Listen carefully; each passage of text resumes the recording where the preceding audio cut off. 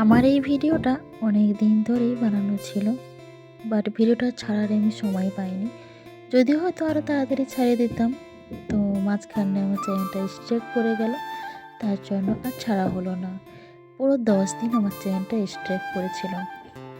আর এর মাঝখানে আমার 5,000 সাবস্ক্রাইব হয়ে গেছে, চ্যানেলটা মর্নিং হয়ে গেছে। কিন্তু ভাগ্যবশত আমার ভাগ্যে যে সুখ নেই, অল্পতেই আমার মনে হয় সুখ, আমার বেশি ভাগ্যে মনে হয় সুখ নেই। চ্যানেলটা সাবস্ক্রাইব হলো, তারপরে এই মনের ভিতরে একটা রিয়াকশান ছিল, তারপরে এই চ্যানেলটা তো স্ট্রাইক করে গেল। আর জানি না পেমেন্ট পাবো কি না, তাও আমি আশা ছাড়িনি। সবাই বলছে আশা ছাড়ো না, ভিডিও দিতে থাকো, হবে। সেই আশা নেই আমি এখনও ভিডিও ছাড়ছি।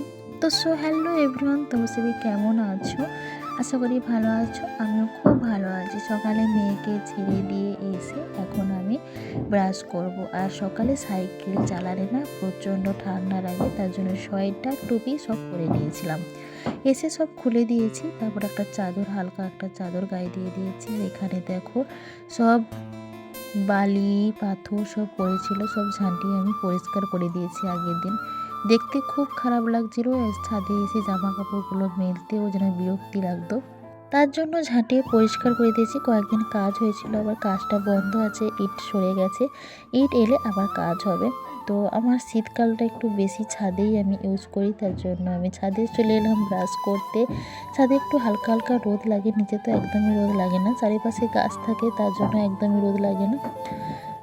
আর আমার তো ব্রাশ করা প্রায় কমপ্লিট হয়ে গেছে। এদিকে দেখো আমার বাড়িতে না বড়ি দেওয়া হবে, তার জন্য এগুলো হচ্ছে কাঁকড় রোদে দেওয়া হচ্ছে, মানে কাঁকড়গুলোকে চুড়ে রেখেছে, ন্যাকড়ায় করে বেঁধে দিয়েছিল যাতে জলটা বেরিয়ে যায়, আর রোদে দিলে রোদে শুকিয়ে যাবে। আর এখানে খোসা বেরিয়ে এগুলোকে খোসা ছাড়াতে হবে ঘষে ঘষে করে। আমাকে দিয়ে গেছে পুরো মানে হাফ হাঁড়ি। আর আমি এখন বসে বসে এখন রোদে বসে বসে এগুলোকে আমি ঘষবো, জল দেবো না, শুধু ঘষবো আর রেখে দেবো। আবার লাস্টে ধুতে হবে বালতি, মানে অল্প অল্প করে নিয়ে পুকুরে জলে ধুতে হবে।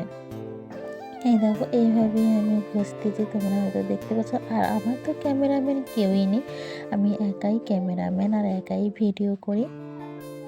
আমার ভিডিওগুলো কিন্তু অনেক দিন থেকেই করা ছিল, আমি দিতে পারিনি, বললাম ওই যে স্ট্রাইক পড়ে গিয়েছিল, তার জন্য আর দিতে পারিনি।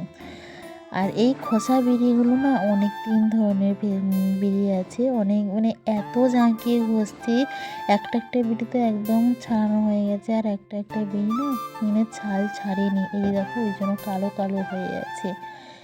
আমি এখন সন্ধ্যাবেলা 10:30টা পর্যন্ত বিড়ি পেশাই করছি মিক্সিতে। এগুলোতে তো জল পড়বে না, একটু জল দিয়ে করে পেশাই করতে হবে। মেশিনে জ্বলে যাচ্ছে, তো ঘুরতে চাইছে না, মানে জল দিলে তো ঘুরবে, আর জল যদি কম দেওয়া হয় তাহলে কি করে ঘুরে বলো তো। আর আমি রাতে সব মশলা গুঁড়ো করে রেখেছি, যাতে সকালবেলা যাতে না গুঁড়ো করতে হয়। শহরের দিন সকালে দেখো আমরা বই দিতে চলে এসেছি ছাদে। মা এখন বড়িতে মশলা মাখাবে, আর আমি এখন একটু একটু করে সব মশলা দেব। আর আমার মা এখানে দেখো কতজনকে ডেকেছে, পাশের বাড়ি কাকি জেঠি বৌদি যে আছে সবাইকে ডেকে নিয়ে এসছে, যে মানে অনেকজন ধরে ফেনানে নাকি যে বইটা নাকি ভালো হয়। ওইটা ভুল কথা গো, বাড়ির লোক যেভাবে যত্ন সহকারে একটা কাজ করবে, বাইরের লোকে ততটা যত্ন সহকারে কাজ করবে।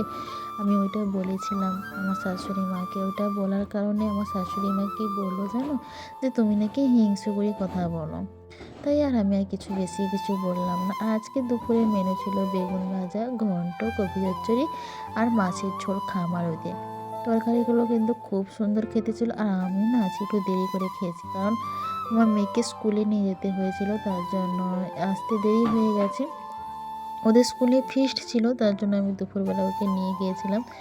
ক্লাস হয়নি, শুধু ফিস্টে খেতে গিয়েছিল। বাচ্চা তো না নিয়ে গেলে তো যাবে না।